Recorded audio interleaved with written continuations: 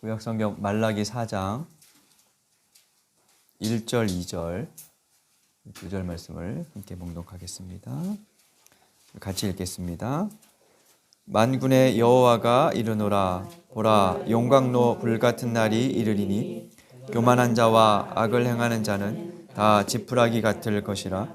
그 이르는 날에 그들을 살라 그 뿌리와 가지를 남기지 아니할 것이로되 내 이름을 경외하는 너희에게는 공의로운 해가 떠올라서 치료하는 광선을 비추리니 너희가 나가서 외양간에서 나온 송아지같이 뛰리라.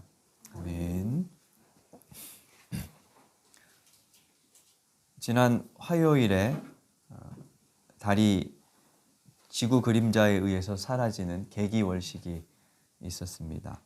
저녁 한 7시 20분쯤부터 8시 40분경까지 1시간여 달이 지구 그림자에 완전히 들어가서 붉은색으로 변했었죠. 이번 개기월식은 달이 천왕성까지 가리는 천왕성 엄폐 현상이라고 하는 그런 일이 함께 일어났었는데 앞으로 200년 안에는 일어나지 않을 거라고 하지요. 개기월식은 2025년 9월에 다시 있을 것이라고 하는데 천왕성 엄폐 현상은 아마 쉽게 볼 수 없는 것 같아요. 달이 지구에 의해서 가려지면서 붉은색으로 변하는 신비하고 멋진 광경을 보기 위해서 많은 사람들이 그날 밤에 카메라를 들고 온 전체 망원경을 가지고 하늘을 쳐다보며 기다렸었습니다. 근데 고대인들은 그런 개기월식 혹은 개기일식 같은 현상을 보면서 무슨 생각을 했을까요? 과학의 발전으로 왜 그런 일이 일어나는지를 아는 우리는 그것을 신비롭게 쳐다보지만 고대인들은 그렇지 못했습니다. 달빛이 사라지면 그들은 두려움에 휩싸였고 공포를 느꼈습니다. 고대인들은 붉게 물든 달을 보면서 눈에 보이지 않는 거대한 용이 달을 삼키려 하기 때문에 그런 일이 벌어진다라고 생각을 했다 그래요. 그래서 그런 날에 큰 재앙이 온다고 여겼어요. 그리스 신화에는 붉은 달이 뜨는 날에 대문을 걸어 잠그고 이불을 뒤집어 쓰고 입을 틀어막은 채 사람들이 두려움에 떨었던 이야기가 나옵니다. 헤카테라는 여신의 저주 때문이었답니다. 이 헤카테라는 여신은 원래 대지, 그러니까 땅과 달, 저승의 상징이었는데 그 세 분야를 관장하는 여신이었는데요.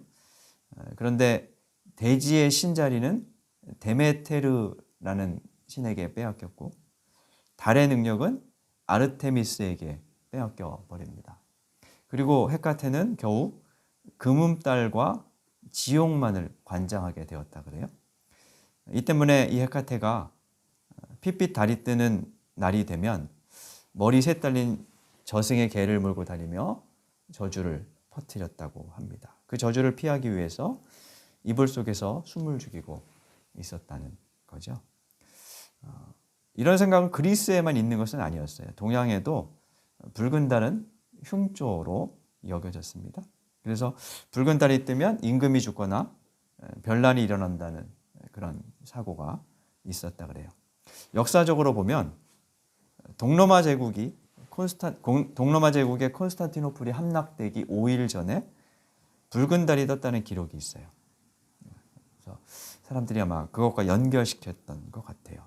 그리고 사도세자가 뒤주에 갇혀 죽음을 맞이한 날에도 하늘에 붉은 달이 떴다고 전해지기도 합니다. 사실 여부를 확인하기는 어렵지만 아마 그런 현상들을 역사의 어떤 국가의 개인의 흉사와 연결시키려는 그런 의도가 숨어 있겠죠. 그처럼 이 붉은 달은 동서양 모두에게 불길한 상징으로 여겨졌습니다. 성경은 어떨까요? 성경을 읽다 보면 여호와의 날이 되면 해와 달이 빛을 잃고 어두워진다는 표현을 우리가 찾아볼 수 있습니다. 몇 군데를 살펴보면요. 구약 이사야 13장 9절 10절에 여호와의 날 곧 맹렬히 노하는 날에 이르러 땅이 황폐하게 되며 그 중에서 죄인들을 멸하리니 하늘의 별들과 별무리가 그 빛을 내지 아니하며 해가 돋아도 어두우며 달이 그 빛을 비추지 아니할 것이다 하는 말씀이 있습니다. 여호와의 날에 하나님의 맹렬한 노가 발하여지는데 그로 인해서 해가 떠도 어둡고 달은 빛을 비추지 못한다라고 말합니다. 요엘 2장 31절에도 이런 구절이 있어요. 여호와의 크고 두려운 날이 이르기 전에 해가 어두워지고 달이 핏빛같이 변할 것이다. 여호와의 날과 관련된 그런 심판 예고에서 사용되고 있죠. 예수님도 복음서에서 종말에 대해서 말씀하시면서 이런 비슷한 말씀을 하시죠. 그날 환난 후에 즉시로 해가 어두워지고 달이 빛을 내지 못하고 별들이 하늘에서 떨어질 것이다 라고 말씀합니다. 이런 표현들을 보면 이스라엘 사람들도 해와 달이 순간적으로 빛을 잃어버리는 자연현상을 두려워했었음을 우리가 추측할 수 있어요. 특히 예언자들은 그런 현상에 빗대어서 하나님께서 오셔서 심판하시는 여호와의 날에 대해서 예언하였습니다. 이사야나 요엘뿐만 아니라 호세아, 아모스, 스바냐, 스가랴, 말라기서 등에도 그날, 여호와의 날 또는 주님의 날이라는 표현들이 나옵니다. 그날에 하나님께서 역사에 개입하셔서 심판하심과 동시에 구원이 이루어질 것이다 라고 말하고 있어요. 오늘 본문도 그날에 대한 말씀이죠. 말라기가 그날에 대해서 말하는데 흥미롭게도 말라기는 그날을 두 개의 빛으로 묘사하고 있습니다. 하나는 교만한 자와 악을 행하는 자들을 태울 용광로 불과 같은 빛이고요. 다른 하나는 여호와를 경외하는 사람들을 치료하는 해와 같은 광선입니다.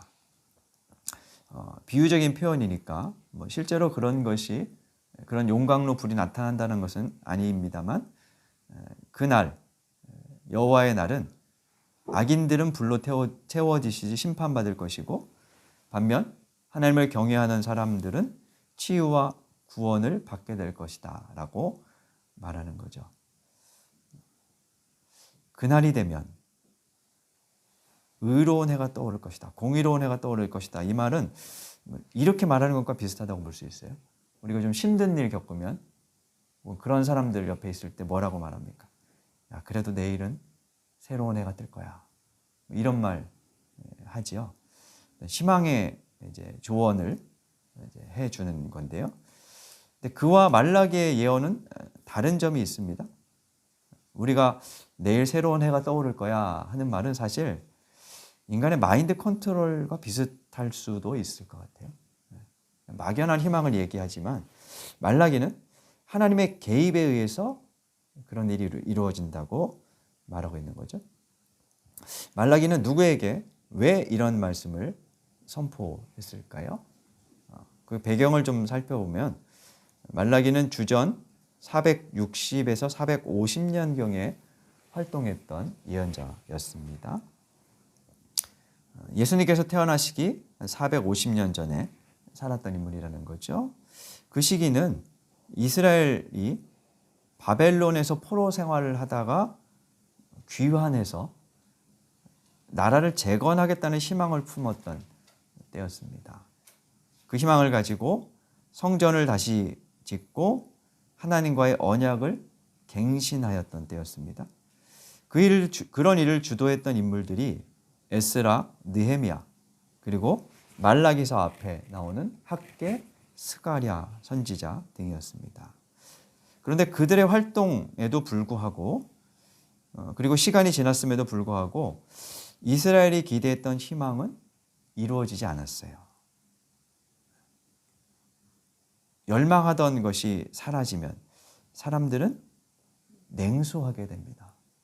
희망적인 기대는 냉소로 바뀌었고 그 냉소는 불평과 비꼬는 말로 표현되었습니다.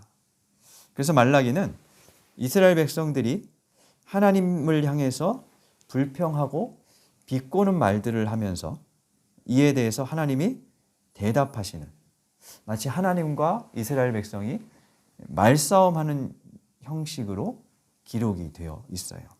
다른 예언서들에 비해서 좀 독특한 형식을 가지고 있는 거죠. 말라기에는 이런 논쟁이 모두 6번 나오는데 우리가 읽은 부분은 마지막 6번째 논쟁에 속합니다. 3장 13절부터 보면 3장 13절에서 하나님께서 이렇게 말씀하십니다. 너희가 완악한 말로 나를 대적하고도 우리가 무슨 말로 주를 대적하였습니까? 하면서 말하는구나. 이스라엘 사람들이 하나님을 계속 불평하며 대적하는 말을 한다는 거예요. 근데 이 말 여기서 대적하는 사람들은 하나님을 아예 안 믿는 사람들이 아니에요. 그러니까 믿는 사람들인데 좀 냉소적으로 표현하고 뭐 그러고 있다는 거죠. 그러면서 그 사람들이 뭐라고 말합니까? 14절에 보면 하나님을 섬기는 거 헛되다. 그 명령을 지키는 것이 무슨 유익이 있겠냐? 뭐 이렇게 말하는 겁니다. 그러면서 지금 교만한 사람들이 오히려 잘 되고 악을 행하는 사람들이 번성하고 있다. 그리고 그러니 하나님이 도대체 살아계신 것이냐? 살아계신다면 너무나 무기력한 분이 아니냐? 뭐 이런 식으로 말하고 있다는 거예요. 그런 불평, 냉소 과정에서 그들의 예배는 형식적으로 바뀌었고 종교 생활은 그냥 의식만 남아 있었습니다.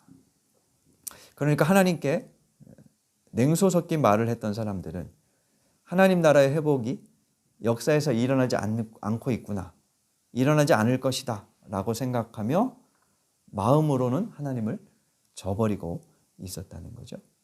그러나 그 와중에도 하나님을 경외하며 살던 사람들이 있었습니다. 하나님 섬겨봐야 무슨 소용이 있어? 라고 말하는 시대에 하나님을 경외하며 산다는 것은 사람들에게 공격받는 일이었습니다. 비난과 공격의 대상이었겠죠. 그리고 그들도 역시 변하지 않는 어떤 세상을 보며 무기력감에 빠졌을 수도 있습니다. 그런 무기력과 상처를 입음에도 불구하고 그들은 하나님을 경외하며 살아갔습니다. 그래서 주님은 그날이 오면 악한 자들은 심판을 받을 것이고 그렇게 주님을 경외했던 사람들은 치유될 것이라 말씀을 하시는 것입니다. 이 일은 신약에서 예수님의 제자들에 의해서 새롭게 해석되었습니다. 다시 말하면 그날에 대한 예언이 예수님의 오심으로 이루어졌다고 믿은 거죠. 그래서 제자들에게 종말은 우리가 생각하는 것처럼 단순히 마지막 사건은 아닙니다. 마지막에 자연이 파괴되고 세상이 끝나는 날이 아니라 예수께서 오심으로 하나님의 나라가 시작되는 날이었습니다. 치유와 회복이 일어나는 날이었습니다. 그래서 우리는 예언서나 요한계시록의 종말에 대한 구절을 대할 때 지나치게 문자적으로 받아들이는 것을 경계할 필요가 있습니다. 종말이 되면 해와 달이 빛을 잃고 사라지고 자연이 파괴되는 일들이 일어난다는 생각은 하지 마시기 바랍니다. 당시의 신화적인 사고를 빌어서 하나님의 개입과 심판, 구원을 표현한 것을 지나치게 문자적으로 읽어서 인간의 자연 파괴를 어차피 무너질 세상 뭐 이라는 식으로 정당화하기도 하고요. 때로는 어차피 무너질 세상이라며 세상과 교회를 지나치게 이분화시키는 우도 범할 수 있기 때문입니다. 그런 생각의 배경에는 성경의 문자적 이해와 더불어서 종말을 모든 것이 끝나는 날로만 여기기 때문입니다. 그런 종말도 있을 것입니다. 그러나 성경은 예수님의 처음 오심, 그러니까 초림을 통해서 이미 종말이 임했고 하나님의 나라가 시작되었다고 말해요. 다시 말하면 하나님의 나라가 시작된 것이 곧 종말 사건이라는 것이에요. 그렇게 따지면 종말은 끝이 아닙니다. 종말, 끝 이렇게 말하지만 그리고 그 말이 맞지만 여기서 중요한 건 무엇이 끝나는 것일까 하는 것이에요. 종말하면 다 끝나버리는 날이라 생각하지만 끝나는 것이 있고 끝나지 않는 것이 있습니다. 또 끝나는 것이 있는가 하면 시작되는 것도 있습니다. 성경이 말하는 종말은 사탄의 지배와 질서가 끝나고 하나님의 나라가 시작되는 사건입니다. 구약의 예언자들은 예수님의 오심이 바로 그런 종말이 될 것이라고 예고하였고 신약의 제자들은 구약의 예언자들의 예고가 예수님의 오심으로 성취되었다고 믿고 선포했던 것이죠. 여기서 예수님의 오심은 단지 크리스마스에 일어났던 예수님의 탄생만을 말하는 건 아니고요. 그분의 생애 전체를 가리킨다고 할 수 있어요. 예수님의 사역을 통해서 사탄의 통치가 끝났고 하나님의 통치, 그러니까 하나님의 나라가 시작되었다는 거죠. 그래서 예수님이 회개하라, 천국이 가까이 왔다라고 선포하셨습니다. 그분의 오심으로 하나님의 나라가 시작되었습니다. 지금 우리는 그 나라에 속해 있고 그 나라 안에서 살아가고 있습니다. 하나님의 지배를 받고 있다는 뜻입니다. 하나님의 통치 아래 있다는 겁니다. 바꿔 말하면 하나님의 주되심을 인정하며 살고 있다는 거죠. 근데 현실적으로 우리는 내가 하나님의 통치를 받고 있는지 또 더 나아가서 구약의 예언, 사탄의 지배와 통치와 질서가 끝난다는 그 예언이 지금 이루어진 것인지 정확하게 받아들일 수 못하죠. 왜냐하면 구약의 예언이 온전히 이루어지지 않은 모습이 보이기 때문입니다. 구약의 예고대로 하면 하나님 나라의 질서가 하나님 나라가 시작되면서 사탄의 질서는 완전히 끝나야 되는데 아직도 이 땅은 버젓이 사탄의 역사가 있고 그들의 통치가 계속되고 있습니다. 그래서 그리스도인들의 삶은 하나님 나라가 이미 시작되었으나 사탄의 질서는 아직 끝나지 않은 이미와 아직 아니라는 두 단어 사이에 있다고 그렇게 표현을 합니다.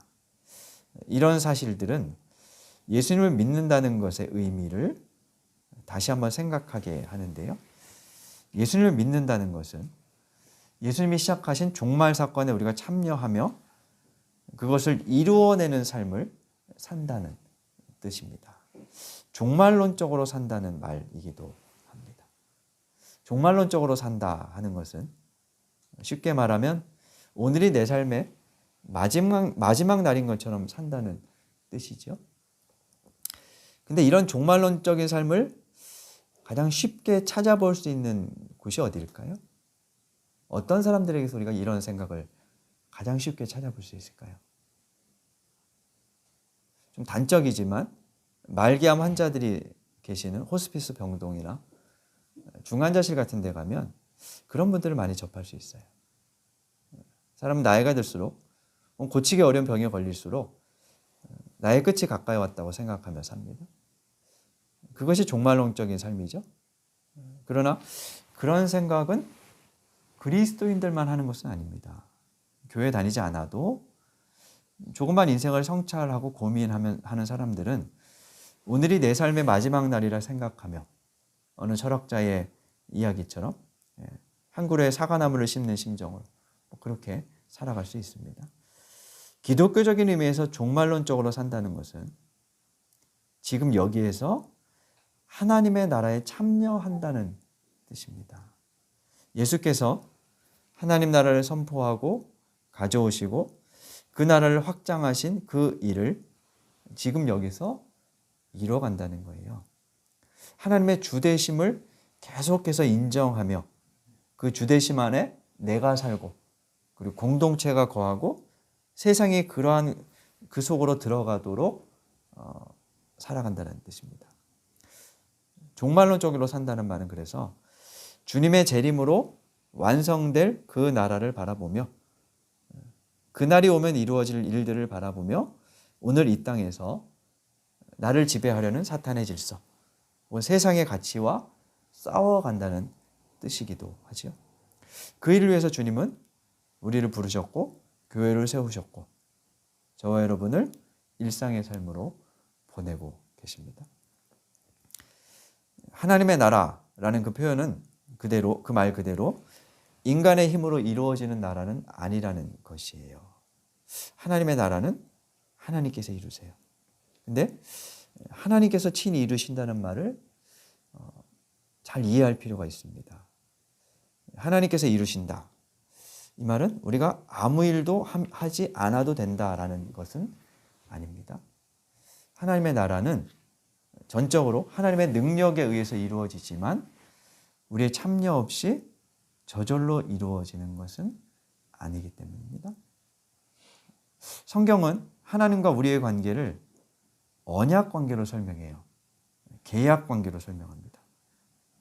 계약 관계라는 말은요, 하나님이 우리를 계약 당사자로, 선택권을 가진 존재로 대하신다는 뜻입니다.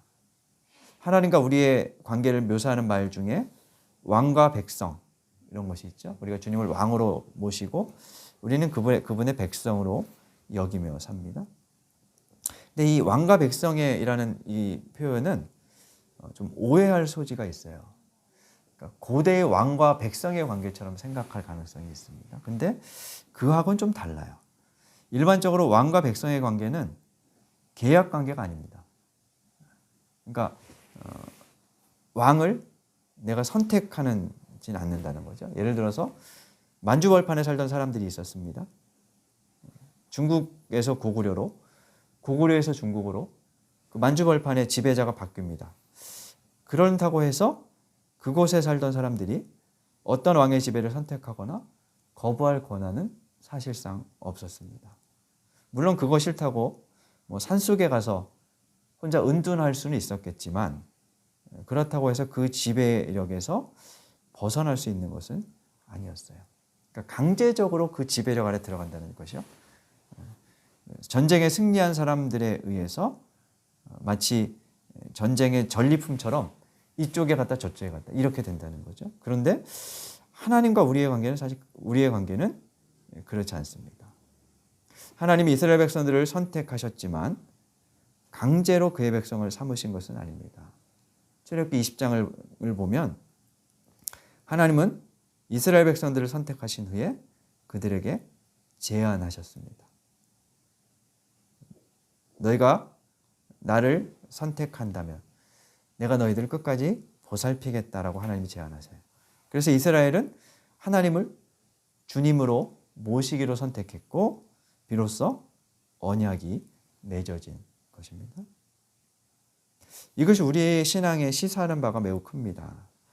하나님과 우리가 맺은 언약 관계에서 우리는 하나님이 사탄과의 싸움에서 이기고 나서 하나님께 전리품이 되어 넘어간 존재들이 아니라는 거예요. 계약 당사자로서 우리는 선택을 통해서 하나님의 나라에 참여하게 되었다는 겁니다. 우리는 지금도 우리에게 주어진 상황 속에서 선택을 계속해 갑니다. 그 선택은 하나님의 주되심을 인정하며 하나님 나라에 참여하는 과정입니다. 가정에서, 직장에서 자녀들을 양육하며 직장에서 여러 가지 생활들을 하면서 그러한 선택들을 하게 되겠죠. 하나님은 그러한 선택을 통해서 일하십니다. 이제 올해가 50여일 남았습니다. 지난 300일의 걸음 돌아보면 거기에는 우리가 선택해온 여러 자취가 남아있을 겁니다. 때로는 아쉽고 때로는 하나님의 뜻에 반하는 일들도 있었지만 그날이 오기 전에 다시 마음을 새롭게 함으로 일상에서 하나님의 주되심을 선택하는 저와 여러분이 되어야 하겠습니다.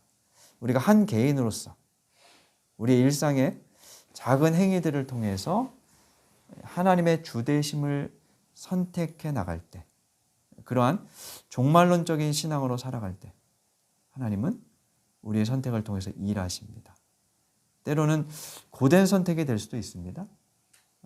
나의 그 선택이 원하는 방향으로 나아가지 않을 수도 있고, 내가 아무리 그렇게 선택하려고 해도 세상이 하나님의 나라로 정의롭게 변하지 않는 것을 보며 말라기 시대에 하나님을 경외했던 사람들처럼 무기력에 빠질 수도 있을 것입니다. 그러나 그날이 오면 하나님의 구원과 치유가 일어날 것입니다. 그러므로 그날이 오기를 고대하며 지금 여기에서 하나님의 방향으로 우리의 길을 선택하고 그 과정을 통해 하나님의 나라를 이루어가게 가는 일에 동참하는 저와 여러분이 될 수 있기를 간절히 바랍니다. 말씀 기억하며 다짐의 기도 드리겠습니다.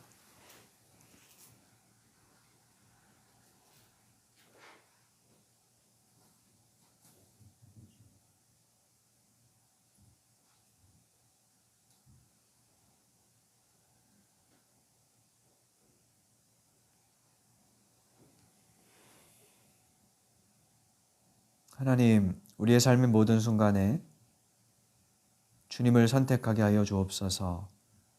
하나님보다 세상을 더 두려워하거나 하나님보다 세상을 더 즐거워하지 않고 하나님의 주되심을 인정하고 고백하며 살게 하여 주옵소서.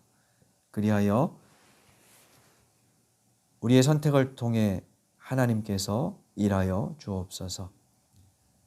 우리가 바른 길을 선택하려 하여도 때로는 이 세상을 보며 무기력에 빠지기도 하지만 상처 입지 않게 도와주시고 그날이 오기까지 그러한 선택을 인내로 계속해 갈 수 있도록 도와주옵소서. 예수님 이름으로 기도드립니다. 아멘.